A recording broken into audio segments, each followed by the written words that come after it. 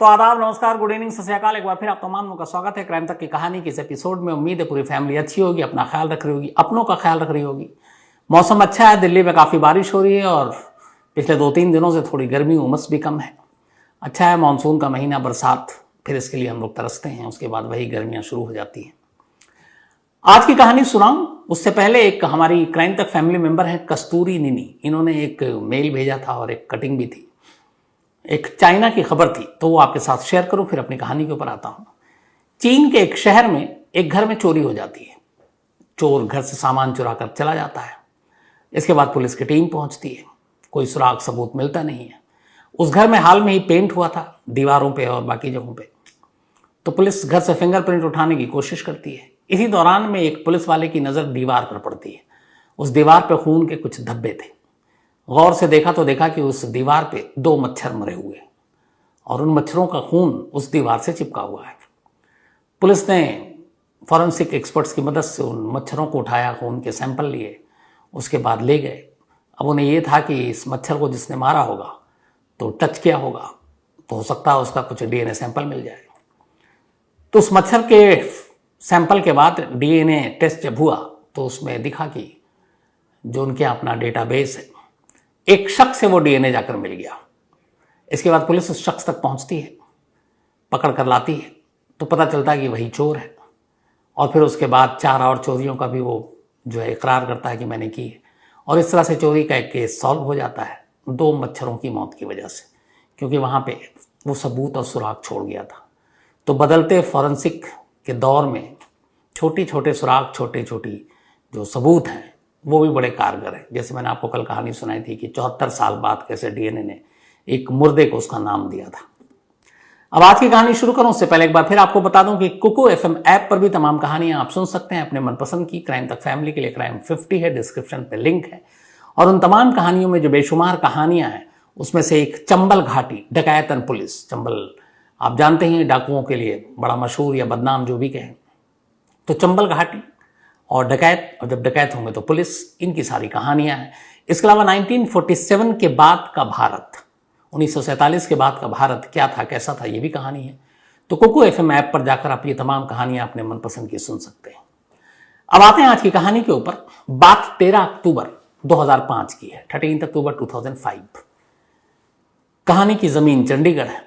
चंडीगढ़ में एक additional session जज थे, विजय सिंह, उम्र करीब 42 साल। विजय सिंह बड़े अच्छे परिवार से, उनके जो फादर थे वो एक्स प्रेसिडेंट ज्ञानी जैल सिंह के बड़े करीबी थे। इसके अलावा Punjab union public service commission, जैसे यूपीएससी है तो पंजाब का जो स्टेट सर्विस एग्जाम होता है उसके भी चेयरमैन रहे थे। तो उनके बेटे विजय सिंह पढ़ने लिखने में होशियार, तेज, उन्होंने भी पढ़ाई की, कानून की पढ़ाई की और फिर पंजाब में एडिशनल सेशन जज बन गए। 13 अक्टूबर 2005 की बात है। विजय सिंह जो जज साहब थे, ये रात को अक्सर खाना खाने के बाद वॉक करते थे, टहलते थे अपने घर के बाहर। अच्छा, ये जहां रहते थे वो बहुत ही वीवीआईपी एरिया था। चंडीगढ़ का ये मोती बाग पैलेस जो उस वक्त वहां पे पंजाब के चीफ मिनिस्टर हुआ करते थे 2005 में, कैप्टन अमरिंदर सिंह, अभी हाल तक थे, तो वो चीफ मिनिस्टर थे और उनके घर के बराबर में ही जज साहब का बंगला था। रात करीब 10:30 का वक्त था। जज साहब खाना खाने के बाद अपनी आदत के हिसाब से टहल रहे थे और यही वो इकलौता वक्त होता था जब जज साहब के साथ उनका कोई अर्दली या गार्ड नहीं होता था। वो अकेले तन्हा होते थे क्योंकि घर के करीब ही टहलते थे, बाकी वरना उनके साथ सुरक्षा लगी रहती थी। तो अपनी रूटीन के हिसाब से उस रात भी वो टहल रहे थे। 10:30 का वक्त था और मोबाइल पे बात कर रहे थे। और जो दूसरी तरफ मोबाइल पे जिससे बात कर रहे थे वो जर्मन में रहने वाली एक उनकी महिला दोस्त थी, फीमेल फ्रेंड। तो उससे फोन पे बात कर रहे थे। इसी दौरान जहां पे वो वॉक करते थे थोड़ा सा सन्नाटा था, कुछ अंधेरा भी था। एक शख्स पीछे से आता है और एक तलवार से जज साहब के सर पर हमला करता है। जज साहब चीखते हैं, गिर पड़ते हैं। इसके बाद वो बेतहाशा हमला करता है, करीब 2 दर्जन, मतलब 22 से ज्यादा उनके जिस्म पर उसी तलवार से वार। फिर हमलावर देखता है कि जज साहब अब उनके जिंदा बचने की उम्मीद नहीं है, वो वहां से भाग जाता है। अब जज साहब वहीं पे बेहोश बेसुध पड़े हुए हैं। किसी को पता नहीं, घर वालों को भी नहीं मालूम ये हादसा हुआ, किसी ने देखा भी नहीं, सन्नाटा था। लेकिन जब पहला हमला हुआ तो चूंकि वो फ़ोन पे थे और जर्मनी में अपनी महिला मित्र से बात कर रहे थे, तो जैसे ही उनके सर पे चोट लगी, उनके मुंह से एक चीख निकली। वो चीख जर्मन में उस लड़की को भी सुनाई दी जिससे वो बात कर रहे थे, और इसके बाद वो हेलो हेलो करती रही। लेकिन जज साहब की और भी कई चीखें सुनाई दी, पर जज साहब ने कुछ वापस पलट के कहा नहीं। उस लड़की को लगा कि कुछ गड़बड़ हो गया। उसने फ़ौरन फिर फ़ोन काटा और जज साहब के घर पे उनकी वाइफ को फ़ोन किया और कहा कि अभी बात करते करते वो अचानक चीख पड़े हैं, शायद कोई हादसा हो गया, आप देखिए। ये फ़ोन आता है, घर वाले बदहवास, बाकी जो उनके गार्ड वार्ड थे वो भागते हैं जिस तरफ वो टहलने के लिए निकला करते थे। थोड़ी दूर जाने के बाद ही एक जगह पे जज साहब घायल हालत में पड़े मिलते हैं। लोगों की मदद से जज साहब को फौरन अस्पताल ले जाया जाता है, लेकिन डॉक्टर उन्हें मुर्दा करार देते हैं। एडिशनल सेशन जज विजय सिंह की मौत हो चुकी थी और कत्ल कहाँ हुआ था? चंडीगढ़ के सबसे हाई प्रोफाइल इलाके में, जहाँ से थोड़ी ही दूर पर चीफ मिनिस्टर का घर था, ऑफिशियल रेजिडेंस, और एक जज का इस तरह से कत्ल।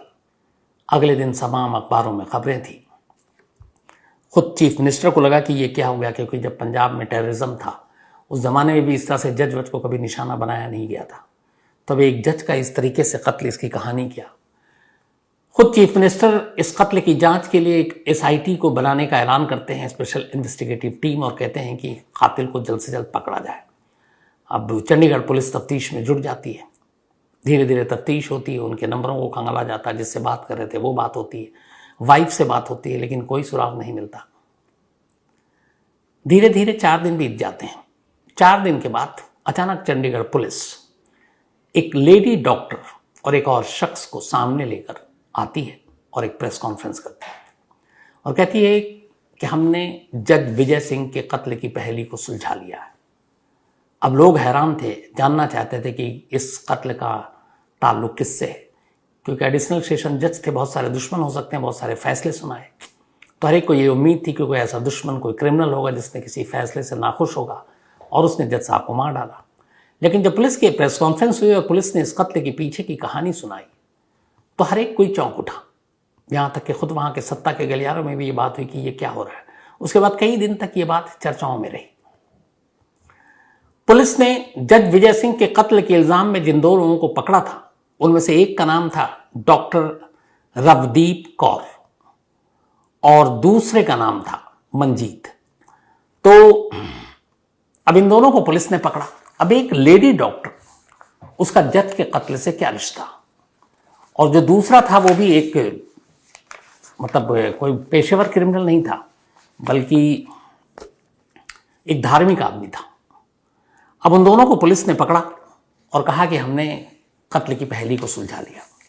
अब इसके बाद पूरी कहानी सुनाई गई। पूरी कहानी जो इस कत्ल के पीछे की साजिश से पर्दा हटा रही थी, वो कहानी कुछ यूं थी कि जज विजय सिंह जी एक अच्छे परिवार से आते थे। उनके फादर जो है वो एक्स प्रेसिडेंट, जो मैंने बताया आपको, ज्ञानी जैल सिंह के करीबी थे, Punjab union public service commission के चेयरमैन रहे, और उनका नाम था अमरजीत सिंह वालिया, इन जज साहब का। जहां ये रहते थे, इनके पड़ोस में एक और परिवार रहा करता था। वो परिवार भी बेहद इज्जतदार, पढ़ा लिखा, और उस परिवार के मुखिया थे वहां के एक डिस्ट्रिक्ट रेवेन्यू अफसर, DS भैया। तो ये दोनों परिवार, चूंकि पास पास में रहता था, घर पे आना जाना था, दोस्ती थी। इस परिवार में एक लड़की थी और उस लड़की का नाम था रवदीप कौर। अब रवदीप कौर और इधर विजय सिंह दोनों लगभग साथ साथ पले बढ़े। इस साथ साथ में पलने बढ़ने के दौरान दोनों में दोस्ती हुई, फिर कहते हैं दोनों में प्यार हो गया। लेकिन फिर बड़े हुए, दोनों की अलग। रवदीप कौर एक डॉक्टर बनी और उसने अपना एक प्राइवेट क्लिनिक चलाना शुरू किया वहीं चंडीगढ़ में, गायनी थी वो। और इधर कानून का इम्तिहान पास कर विजय सिंह जज बन गए। अब बड़े हुए रवदीप चाहती थी कि शादी हो, शादी हुई नहीं। माँ बाप ने दोनों के अलग अलग शादी कर दी, विजय सिंह की किसी और से और रवदीप कौर के माँ बाप ने उसकी शादी किसी और से। धीरे धीरे वक्त बीता, विजय सिंह जी की 3 बेटियां हुई, उधर रवदीप कौर को एक बेटा हुआ। लेकिन शादी के कुछ साल के बाद रवदीप ने अपने पति को छोड़ दिया, डिवोर्स दे दिया। अब वो अकेली अपने बेटे को पाल रही थी और एक क्लिनिक चला रही थी। लेकिन शादी के बाद भी रवदीप का और विजय सिंह का दोनों का मिलना जुलना जारी था। हालांकि विजय सिंह भी शादीशुदा थे, 3 बेटियां थीं। अब कुछ वक्त बीता तो रवदीप ने विजय सिंह से ये कहा कि हम शादी कर लेते हैं। अब शुरुआत में जब करनी थी तब तो हुई नहीं थी, कुछ इश्यूज थे। अब यहाँ पे ये है कि दोनों शादी कर चुके हैं, बच्चे हैं, तो कैसे, इधर वो जज बन गए थे। तो शुरुआत में विजय सिंह ने कहा कि ठीक है हम कभी करते हैं शादी, अभी बात में बात करेंगे, लेकिन धीरे धीरे वो टालते रहे। रवदीप को लगा कि वो शायद इनकार कर रहा है, और इसी के बाद रवदीप आ गई गुस्से में। उसने कहा कि वो बदला लेना चाहती है, और वो इतना ज़्यादा गुस्से में थी कि उससे कुछ और सूझ नहीं रहा था। फिर उसने तय किया कि वो जज साहब का कत्ल कर देगी, क्योंकि उन्होंने उसको धोखा दिया है। बचपन से लेके इस उम्र तक दोनों में प्यार रहा, रिश्ता रहा, लेकिन जब शादी की बात आए वो इनकार कर दें। तो ये बात उसे लग रहा था कि कहीं ना कहीं वो ठगी जा रही है, और इसी गुस्से में उसने तय कर लिया कि वो जज को रास्ते से हटा देगी। लेकिन अब कैसे, क्योंकि ये एक लेडी डॉक्टर थी, कत्ल कैसे करें। फिर उसने पढ़ना शुरू किया कि सुपारी किलिंग भी होती है, सुपारी किलिंग से कैसे काम होता है। तो एक शख्स मिला, मंजीत, जो कहीं गुरुद्वारे में आती जाती थी। तो मंजीत से जब मुलाकात हुई तो धीरे धीरे मंजीत के साथ दोस्ती हुई। मंजीत मार्शल आर्ट वार्ट सब जानता था। तो उसने उससे कहा कि फिर भरोसे में लेने के बाद कि देखो तुम्हें कत्ल करना है, मैं तुम्हें 5 लाख रुपए दूंगी, इसके अलावा अगर तुम ये काम कर दोगे तो फिर मैं तुमसे शादी करूंगी, और इसके बाद हम दोनों पंजाब छोड़ देंगे और कनाडा में जाकर बस जाएंगे। अब मंजीत को लगा कि पढ़ी लिखी डॉक्टर, खूबसूरत, 5 लाख रुपए भी दे रही है, शादी करने की भी बात कर रही है, कनाडा में बसने की भी बात कर रही है, उसके लगा कि लॉटरी लग गई। वो इन बातों में आ गया। उसने कहा ठीक है। अब इसके बाद उसने रैकी करनी शुरू की, और धीरे धीरे सारी चीज़ें जज साहब के बारे में जानने लगा। फिर उसे पता चला कि हर रात जज साहब खाना खाने के बाद अकेले टहलते हैं, और यही एक वक्त होता है जब उनके साथ गार्ड नहीं होता। और उसी मौके का फिर तलाश में वो लगा रहा, और आखिरकार 13 अक्टूबर को उसे ये मौका मिल गया। 13 अक्टूबर को जज साहब अकेले थे। वो तलवार लेकर गया, उसने पहला वार उनके सर पे मारा। शायद पहले वार में ही मौत हो गई थी, लेकिन वो यकीन कर लेना चाहता था। इसके बाद उसने करीब 2 दर्जन बार और वार किया, और फिर जब यकीन हो गया तब वहाँ से चला गया। वहाँ से जाने के बाद उसने उस तलवार को, एक कैनाल था वहाँ पे फेंक दिया, कपड़े बदले, फिर डॉक्टर रवदीप कौर के सीधे घर गया। रवदीप कौर ने 50,000 रुपये उसे ऑलरेडी एडवांस दे रखा था, 4.5 लाख बाकी था। 4.5 लाख रुपये रवदीप कौर ने मंजीत को दे दिए। मुझे पैसा लेकर वहाँ से अमृतसर और फिर बाकी जगह गुरुद्वारे में भागकर छुप गया। अब इधर कत्ल हुआ, चौथे दिन ये सारा खुलासा हुआ। तो पुलिस रवदीप कौर तक इसलिए पहुंची कि डॉक्टर साहब के मोबाइल में जो सारी चीज़ें थी, कुछ चैट थे, उसके अलावा उनके जो नंबर पे बात हो रही थी, तो उन सारी चीज़ों से उन्हें एहसास हो रहा था। दूसरा, इस दौरान में घर वालों से भी पूछताछ के दौरान डॉक्टर रवदीप और उनकी बातचीत के बारे, रिश्ते के बारे में पता चला। इसके बाद जब रवदीप कौर के मोबाइल को खंगाला गया तो उस मंजीत नाम के शख्स से उसकी बातचीत, कत्ल से पहले, कत्ल के बाद लगातार कॉल, इन सारी चीज़ों ने पुलिस के को शक पैदा किया रवदीप को लेकर, और उसी के बाद हुई। लेकिन रवदीप को उठाने के बाद भी रवदीप टूटी नहीं। पुलिस को लगातार इनकार करती रही कि मैंने कत्ल नहीं किया। और उस वक्त जो एसएसपी थे उन्होंने बाद में बताया भी कि बड़ा मुश्किल था तोड़ना रवदीप को, या जो जुर्म है उसका इकबाल कराना। लेकिन हर तरह से हारने के बाद पुलिस ने फिर इमोशनल कार्ड खेला, और उसने कहा कि हमें मालूम है कि जज साहब ने तुम्हें धोखा दिया, तुम्हारी ज़िंदगी बर्बाद की।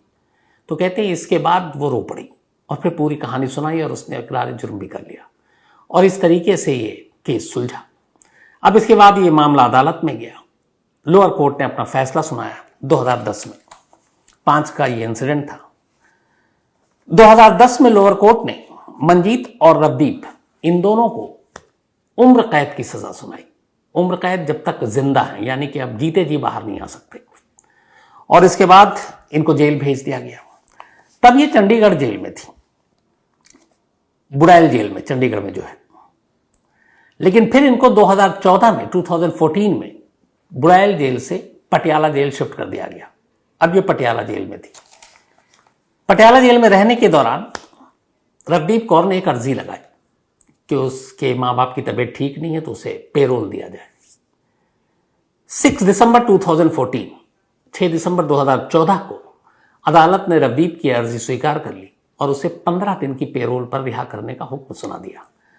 6 दिसंबर से लेकर, बल्कि 1 हफ्ते के लिए 15 दिसंबर तक। तो 6 दिसंबर को पेरोल दिया और 15 सितंबर को यह था कि आपको जेल वापस आना है। रवदीप रिहा हो गई, अपने घर गई। 15 दिसंबर को लौटना था, पर यह लौटी नहीं। अब इधर पुलिस और जेल प्रशासन परेशान हो गया। अब रवदीप की तलाश शुरू हुई। घर से पता चला कि वो तो घर पे है ही नहीं, वो तो निकल गई थी। अब पुलिस इधर उधर ढूंढती रही, कुछ लोगों से संपर्क किया, मुखबिरों से पता चला कि रवदीप जो है वो एक फेक नाम से अपने आईडी, पासपोर्ट और इसे बनाने की कोशिश में है और वो नेपाल के रास्ते कनाडा जाने की तैयारी कर रही है। अब सारी चीज़ें जब पुलिस को पता चली, पुलिस ने इधर उधर अपने सारे लोगों को लगाया। तो 15 दिसंबर से ये फरार थी 2014 को। दिसंबर के बाद जनवरी बीत गया, फरवरी भी आ गया, पुलिस ढूंढती रही। आखिरकार 3 फरवरी 2015 को, 3 फरवरी 2015 को रवदीप को नेपाल से पकड़ा गया और ये नेपाल पहुंच चुकी थी। उसके पास से कुछ फेक नाम के आईडी और वो बाकी सारी चीज़ें भी मिली। फिर उसे पकड़कर वापस पंजाब लाया गया, कोर्ट के सामने पेश किया गया। कोर्ट ने उसे वापस पटियाला जेल भेज दिया।